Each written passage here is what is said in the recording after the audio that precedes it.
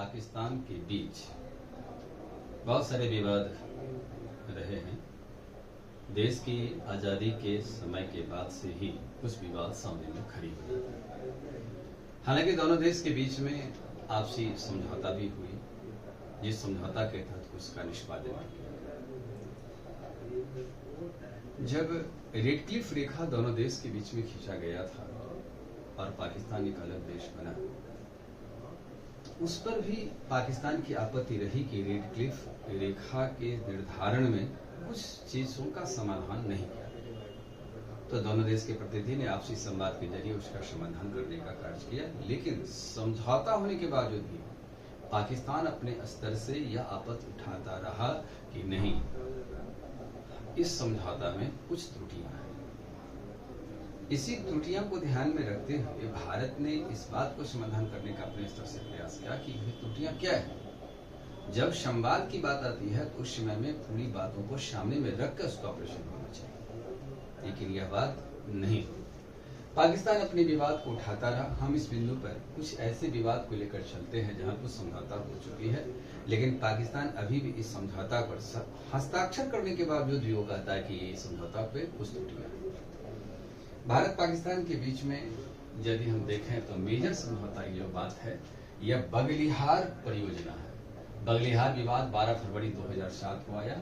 इस पर पाकिस्तान की ओर से इसकी ऊंचाई और डिजाइन पर यह आपत्ति हुई थी। विश्व बैंक के प्रतिनिधि को रखा गया और विश्व बैंक के प्रतिनिधि रिचर्ड लाफीते ने 12 फरवरी 2007 के बीच में दोनों देशों के बीच में सीमा इस विवाद का समाधान किया। पाकिस्तान की जो आपत्ति थी, पाकिस्तान की तकनीकी आपत्ति था, उसको खारिज कर दिया गया। आप इसका मतलब सीधे सीधे आपने जो आपत्ति उठाया है भारत के प्रति, वो आपत्ति सही नहीं है। विश्व बैंक ने निर्णय लिया। भारत ने चिनाब नदी पर बांध को 1.5 मीटर कम कर दिया। हालांकि विश्व बैंक के रिचर्ड लाफते ने यह बात कहा कि आप बांध को थोड़ा कम कर दिया जाए, चूंकि डिजाइन की मामला है तो आप ये कम कर दीजिए। भारत ने कम कर दिया। 900 मेगावाट बिजली भारत द्वारा चिनाब नदी पर जल विद्युत परियोजना की यह शुरुआत की गई। भारत इस पर अपनी अधिकार बनाया। भारत के इस बात को लेकर जब भारत को लाभ मिलने लगा तो पाकिस्तान ने यह आपत्ति उठाया कि 1960 की जो सिंधु जल समझौता है, इस समझौता के दायरे में यह बात आता है, इसीलिए यह समझौता भी उचित नहीं है। किशन गंगा परियोजना पर भारत का यह पक्ष मजबूत हो गया।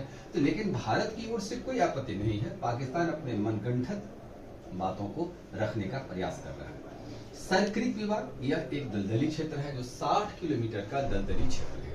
और देखिए यहाँ पर में यह 60 किलोमीटर की यह दलदली क्षेत्र जो गुजरात के या कच्छ के रण के क्षेत्र में है, यह आता है। यह दलदली मृत सागर है। इस क्षेत्र में सच मायने में यह ऐसा सागर है जिसमें से कोई भी व्यक्ति इस इधर आने का प्रयास करेगा तो दलदल में ही फंस जाता है, वो बाहर नहीं निकल सकता है। यहाँ पर प्राकृतिक तेल भंडारण का अनुमान है। तो पाकिस्तान यह क्षेत्र पर आपत्ति उठा रहा है कि यह जो सर क्रीक है यह कभी सिंध प्रांत का अधीन हुआ करता था। सिंध के राजा ने गुजरात के राजा को प्रदान किया।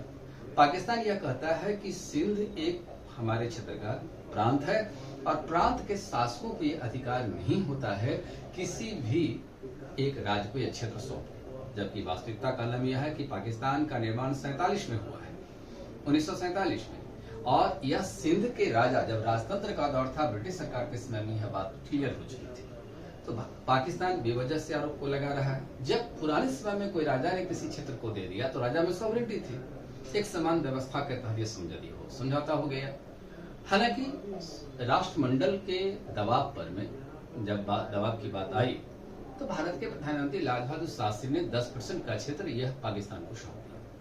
भारत ने यह कह करके अपनी समस्या को निष्पादन करने का कार्य किया। पाकिस्तान अभी भी इस क्षेत्र पर अपना विवाद मानता है। उसके बाद 1956 इस क्षेत्र पर प्राप्त करने के लिए देखिए आगे भी वो काम क्या कर रहा है कि 1956 में धारवेर में दोनों देश की सेना की झड़प हुई थी। 1965 के युद्ध में भी इस क्षेत्र को प्राप्त करने का प्रयास किया, लेकिन पाकिस्तान कभी सक्सेस नहीं हुआ। सियाचिन ग्लेशियर जो है यह 2500 वर्ग किलोमीटर का एरिया है। यह वर्खोयानस के बाद विश्व का दूसरा ठंड स्थान आता है। इस क्षेत्र में दोनों देश की झड़पें में जितनी सेना नहीं मरी है, उससे अधिक प्राकृतिक रूप से सेना यहाँ पर में अपने आप को संतुलन में नहीं रह पाता है, क्योंकि -40 डिग्री तक टेम्परेचर चला जाता है। इस टेम्परेचर में सभी व्यक्ति को जीवन जीना वहाँ मुश्किल हो जाती है। यदि हेलीकॉप्टर हमारे सेना को खाना पहुंचाती है तो तब तक वो रहता है जब तक वो स्टार्ट ही रहता है, बंद नहीं कर सकता है। खाना यदि 6 मिनट के अंदर में यदि जवान नहीं खाएगा तो सब के सब वहां पर बर्फ बन जाता है। खौलती चाय को यदि ऊपर में फेंकते हैं तो नीचे गिरती है तो बर्फ बन जाती है। तो वहां पर उस सेना का ड्यूटी देना बहुत कठिन हो जाता है।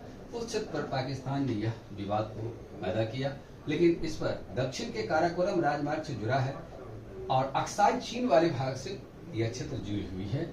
तकनीकी समझौता 1989 में हुई कि दोनों देश इस मुद्दे पर हम नहीं उलझेंगे। यह समझौता यहाँ पर किया जा चुका है। जबकि पाकिस्तान अपने पर्यटक को अपने क्षेत्र में भेज भी रहा है, इस क्षेत्र में जो भारत आपत्ति उठाया उसी समय से विवाद सामने में आ गया। तुर्बुल परियोजना 1984 भारत ने वोलर झील और सोपोर कस्बे के बीच नाव परिवहन 1984 से आरंभ किया। 1987 में पाक ने फिर इसका विरोध किया तो भारत ने इस काम को रोक दिया। सचिव स्तरीय वार्ता का दोनों देशों के बीच में सम्मेलन सचिव स्तरीय वार्ता पर निर्णय लिया गया। सचिव स्तरीय वार्ता जारी हुई। पाकिस्तान अभी भी इस बात को विवाद मानता रहा है। ताशकंद समझौता 1965 में हुआ, जो कि काफी निर्णायक व्यवस्था के साथ चला था। ताशकंद समझौता में ऐसा हुआ कि पाकिस्तान ने हमारी सीमा में घुस चुका था और 10 किलोमीटर घुसने के बाद भारत सरकार को जब पता चलता है तो भारत सरकार ने अपनी रणनीति के साथ अपनी जवान को भेजा और इस तरीका से भेजा कि पाकिस्तान की सेना को वहां रोकने में कामयाबी ही हासिल नहीं किया। अब इस्लामाबाद की सरहद तक भारत की सेना उस समय पहुंच गई थी। इस युद्ध में ही पाकिस्तान की करारी हार हुई। जब पाकिस्तान ने रूस और अमेरिका को कहा कि भारत हमारी सॉवरेनिटी को खत्म कर रहा है तो दोनों के बीच में ताशकंद में समझौता हुआ। भारत के प्रधानमंत्री लाल बहादुर शास्त्री उस समझौता पर हस्ताक्षर किए हैं, लेकिन इस समझौता के बाद दुखद बात था कि भारत के प्रधानमंत्री दुनिया में नहीं रहे। आज उनकी मौत संदिग्ध अवस्था में ही माना जा रहा है। इस ताशकंद समझौता में हुआ कि यूएनए के चार्टर का सम्मान करेंगे, युद्ध विराम रेखा का पालन करेंगे, अंदरूनी मामले में हस्तक्षेप नहीं करेंगे, कूटनीतिक संबंध को स्थापित करेंगे, युद्धबंदी को अदला बदली करेंगे, आर्थिक व्यापार, संचार, सांस्कृतिक संबंध पर बल देंगे। यह मूलतः समझौता। 1965 की इस लड़ाई में पाकिस्तान को करारी शिकस्त का सामना करना पड़ा था और पाकिस्तान की युवा स्थिति आ गई कि अपने जवान को उठाने में भी असमर्थ था, क्योंकि उस ठंड के क्षेत्र में जिस तरीका से आपने आक्रमण किया था उस आक्रमण के लिए आपकी सेना भी उस समय उचित वातावरण में एडजस्टेबल नहीं था। लेकिन भारत ने उसका मुंह तोड़ जवाब देकर उस क्षेत्र को जीत लिया। अब इस समझौता के बाद सवाल उठता है कि दूसरा हुआ शिमला समझौता 1972। जब 1971 में पूर्वी बंगाल, जो अभी बांग्लादेश कहते हैं, उससे आपके भाग अलग हो गया, तो एक चीज यहाँ देखने की बात थी कि ये जो बांग्लादेश है ये पाकिस्तान का हिस्सा हुआ करता था, इसको पूरी बंगाल के नाम से जाना जाता था। लेकिन यहाँ पर पाकिस्तान की सेना ने जिस तरीका से बेरहमी से यहाँ के लोगों को मारपीट किया, घर में आग लगाया, इससे यहाँ के लोग भारत की ओर पनाह लेने लगे। भारत में बसा और भारत ने 16 दिसंबर 1971 को 16 दिसंबर 1971 को यह बांग्लादेश के नाम से अलग देश हो जाता है। भारत और भूटान इस देश ने पहला इसको माना है। शिमला समझौता हुई। शिमला समझौता के बारे में हम पिछले क्लास कर चुके हैं, उसको आप देख लीजिए। लेकिन उसकी मूल बात यह देखिए, 1972 में समझौता हुई। भारत के प्रधानमंत्री इंदिरा गांधी और पाकिस्तान के प्रतिनिधि जुल्फिकार अली भुट्टो के बीच में यह समझौता हुई थी। इसमें यह भी कहा गया था यूएन चार्टर का सम्मान करेंगे, मतभेदों को द्विपक्षीय समाधान करेंगे, शांतिपूर्ण सह-अस्तित्व, क्षेत्रीय अखंडता, संप्रभुता का एक दूसरे का सम्मान करेंगे, किसी के अंदरूनी मामले में दखलंदाजी नहीं देंगे। यह समझौता का मूल अंश था। इस समझौता को ही आज पाकिस्तान कह रहा है कि हम इसका उल्लंघन करेंगे। जब भारत सिंधु समझौता का उल्लंघन करेगा तो हम इसका भी उल्लंघन कर सकते हैं। लेकिन इस उल्लंघन में भी देखिए कि 5000 वर्ग किलोमीटर के एरिया 1972 भी भारत ने उस क्षेत्र को जीत लिया था।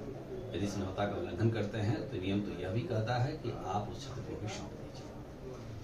अब वर्तमान के बीच में भारत और रूस के बीच में जो 22 अप्रैल भारत और पाकिस्तान के बीच में जो तनातनी की वातावरण घटना हुई पहलुओं के मुद्दा को लेकर के, जिसमें 22 अप्रैल 2025 को जो घटना घटी है वह एक काफी शर्मनाक स्थिति है, क्योंकि भारत एक आजाद देश है। आप जब कहते हैं अंदरूनी मामला में हस्तक्षेप नहीं करेंगे, दूसरे को सम्मान करेंगे, यूएनए के चार्टर का सम्मान करेंगे, बार बार आप समझौता को दोहराते भी रहे हैं, तो फिर इस तमाम मुद्दे के बाद आपने आतंकवाद को क्यों भेजता है और निर्दोष लोगों की हत्या करता है?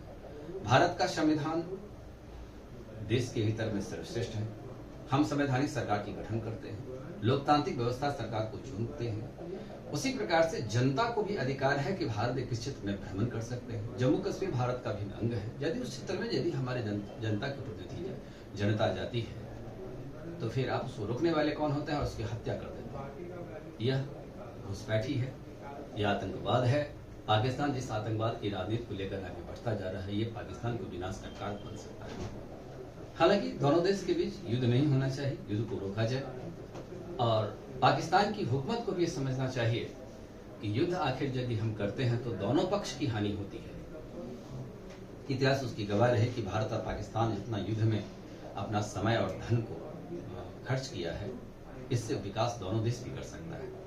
अब एक छोटी सी उदाहरण को देखिए। सुब्रह्मण्यम समिति जब 1999 में गठित की गई थी, जिसमें आश्चर्य से आकलन तक की बात कहा था, उसमें आपने 1984 करोड़ रुपया भारत उस घुसपैठी को हटाने में भारतीय जवान को खर्च पड़ा था, भारत के रक्षा विभाग को खर्च पड़ा था। आखिर भारत इतना पैसा से और भी कुछ विकास कर सकता था। पाकिस्तान बार बार कहता है कि हम एटम बना लेंगे, एटम की धमकी देता है। एटम से कोई समाधान नहीं है। आपकी जनता भी सोचेगी ना, भारत के पास भी एटम बम है।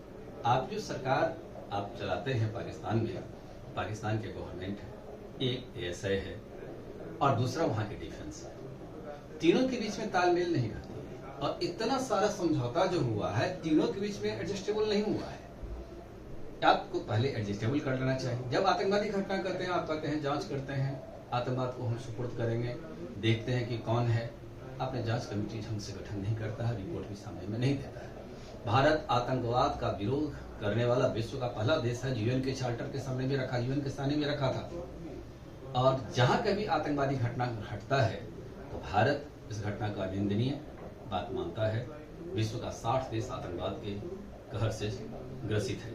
जम्मू कश्मीर में जो आतंकवाद आ रहा है, इस आतंकवाद को पूरी विश्व राजनीति को भी समझना चाहिए कि पाकिस्तान अपनी विचारधारा को नहीं बदल पा रहा है। पूरे विश्व में यह आतंकवाद को भेज करके परेशान कर रहा है, तो कूटनीतिक प्रयास किया जाए। और कूटनीतिक प्रयास में जब हम चारों ओर से पाकिस्तान को घेर लेते हैं, यह भी एक युद्ध जैसा ही स्थितियां मानी जाएगी। और पाकिस्तान की जो जनता जो इतनी सोचती है कि नहीं यह युद्ध नहीं हो, वो भी बात सही है। भारत की भी कुछ जनता ही सोचती है, लेकिन तमाम सोच के बावजूद भी आखिर पाकिस्तान यदि हरकत से बाज नहीं आता है तो आखिर भारत को क्या करना चाहिए। भारत जिस तरीका से भी कूटनीतिक प्रयास कर रही है और सिंधु समझौता का फिलहाल अभी सस्पेंड किया है, इन तमाम बातों के बाद में यह भी एक युद्ध के तरह ही है, लेकिन प्रयास हो, युद्ध अंतिम विकल्प है।